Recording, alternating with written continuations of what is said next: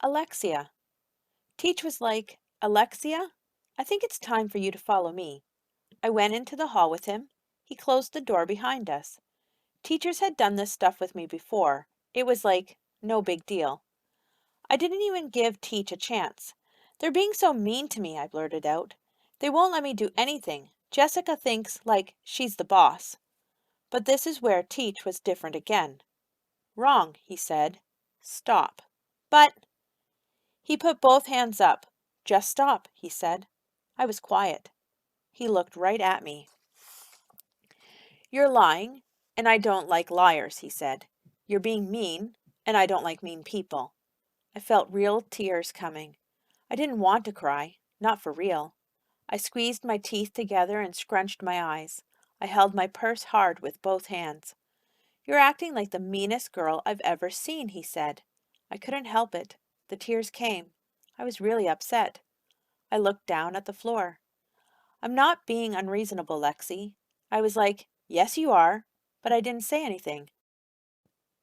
I'm telling you the truth, and sometimes the truth can hurt. I kept my head down. I pulled a tissue from my purse and wiped my eyes. He was being a bully. I know you're not mean deep down inside, Teach went on, so stop acting like you are. Miss Kelsey has told me some amazing things about you in her room. He didn't get it. Nobody was going to be my friend. I know, because that's how it was before. Kids made fun of me because of my clothes, because of how I talked. Leopard Lexi and Lexi Like, they called me. And then one day in third grade, I attacked back. I yelled at some girl like Mom and Dad yelled at each other. And after that, no one wanted to be friends with her. It didn't matter that what I said was a lie. They ditched her and became my friends instead. Just like that, I became the leader. All of a sudden, I was getting all kinds of attention, unlike at home. Mom was around, but usually too upset over Dad, because he was never around, to worry about me. And then last year, she, like, hit her limit and threw Dad out of the house. Mom told me then, Alexia, don't let people push you around like your father did to us. You take charge and fight back. So there's no way I'm going back to being nice. Nobody's going to make fun of me again. I don't remember anything else Mr. Terupt said. I was too mad to listen. I hate you, Mr. Terupt. Jeffrey, did it help? I asked Jessica one day in a Ramadan group. We were just doing some research on the computer. What? She asked. Did telling help like Ida B? I think it helped a little, she said. I stared at the computer. I'm listening, she said. You won't tell anyone, I said. I won't tell, she said. Promise. 'Cause nobody knows any of this. I just moved here last year halfway through the school year, and nobody knows anything about me. I won't tell, she said again. I'm not sure why I believed her, but for the first time ever, I told someone my secret. My brother's name was Michael. The football cards were his. He was older than me. He had Down syndrome and leukemia and was real sick. So my parents had me in order to save him. I could feel Jessica looking at me after telling her that last part, but I kept staring at the computer. They gave Michael my stem cells, special cells that can turn into anything else in your body, hoping that they would become what Michael needed. It worked for a while, but then he got sick again. He was in and out of the hospital a lot, so that's how I learned about kids with special needs. I stopped. The computer was quiet. Jessica hadn't pushed anything on the keyboard. She was listening. Then, the summer before fourth grade, I gave my bone marrow to Michael. It was his last chance. Everything else had failed. I stopped again. My throat was tightening around the lump in it. It was gonna be hard to tell the rest. What happened? Jessica said. It worked, but not fast enough. Michael got sick before his body could fight the cancer off. I didn't save him. The screensaver bounced around. I stared at it. Then Jessica said something no one had ever said to me before. It's not your fault, Jeffrey. I got up and walked to the bathroom. I had to. Anna. I never had a teacher stick up for me before. I'd get picked on and made fun of, and my teachers never did anything. Maybe because I never did anything either. I didn't cry or get upset. I just stayed quiet. Maybe it seemed like it didn't bother me, but nobody's got skin that thick. Mr. Terupt did something. I loved him for that. He wasn't real happy about it, though. He wanted us to do the sticking up for each other. I didn't know if I could do that, but with Jessica and Danielle by my side, I knew I'd try. Mr. Terupt was right about that. Things were much easier in our group after the whole Alexia incident. She came back quiet and remained quiet for the rest of the day, and every day after that. I knew she was feeling bad. A lot of girls had felt the same way because of her, so I figured it was only fair. But it bothered me too. Mom has always told me we don't have enough days to waste being upset or sad. You've got to be happy and have fun, Anna. I think Mom's positive attitude is pretty amazing, especially after all she's been through. And I think she's right. We weren't mean to Alexia, but we left her alone. I hoped she'd be different now that Mr. Terupt had held a conference with her. During the time we worked on our center, I found the courage to do something I hadn't ever done before. One day, during recess, while doing some stick sketching in the dirt, I took a deep breath and plunged ahead. Would you guys like to come over to my house for a play date? I asked Jessica and Danielle. Jessica looked up.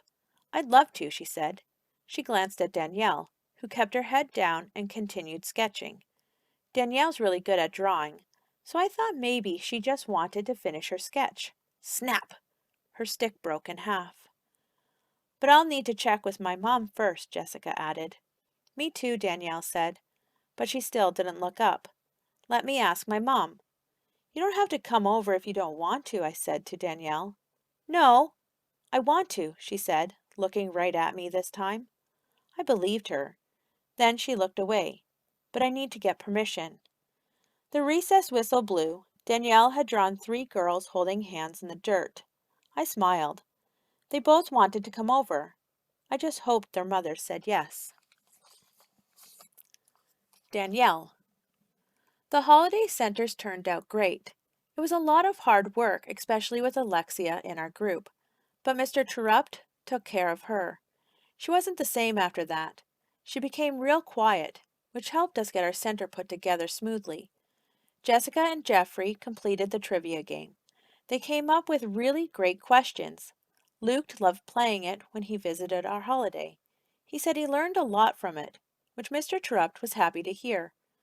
Mr. Terupt hung around our center because of the cookies. I made them, even after what Alexia said about me. My mom and grandma helped me find a recipe that used cumin, which is a spice. The 3 of us spent a lot of time together in the kitchen. It was a perfect opportunity to ask about going to Anna's, but I just couldn't get myself to do it. The best part of our holiday center's day took place when our collaborative friends visited. That was Peter's great idea. Some of the games were hard for them, but we all helped. They were able to do the crafts and eat special foods, like my cookies. James liked our craft project where you had to cut thin strips of paper and staple rings together to make a long chain. The chain is a calendar to help you count down the days of Ramadan, which can be 29 or 30 days long. Our chain included way more links than that because our guests kept adding them. 137, James said after eyeing the chain for just a few seconds. Then he started attaching more links. James really liked the surprise I had for him. I put together a collection of photographs of Middle Eastern farms and farming. He sat down and started talking about them and studying them. Seeing James like this made me happy. Jeffrey surprised us. Once Joey showed up, Jeffrey pulled out this little memory game that he had made, with pairs of matching cards with different Ramadan pictures on them. He and Joey played. It was a super wonderful day. Mr. Terupt was smiling. So was I. Jessica, Act 5, Scene 1. Hi, honey. How was school? Mom asked as I climbed into the car. Mom was great about giving me rides home whenever she could. Some kids, like Jeffrey, had to ride the bus every day. Mom's trying to get serious about her writing. She's already very skilled at it, having helped on some of Dad's plays back in California, but now she's writing for herself. That's why she's free in the afternoons to pick me up sometimes. We're lucky to have enough money so that my mom doesn't have to get a steady job right now. She can actually pursue her passion. I hope I can do that someday too. Mom did get a part-time job at a local bookstore so she can interact with people and keep her mind from wandering back to California. My mind still wanders back there, but not like it did a few months ago. My dad hasn't called again. School was fine, I said. I buckled my seatbelt and away we drove.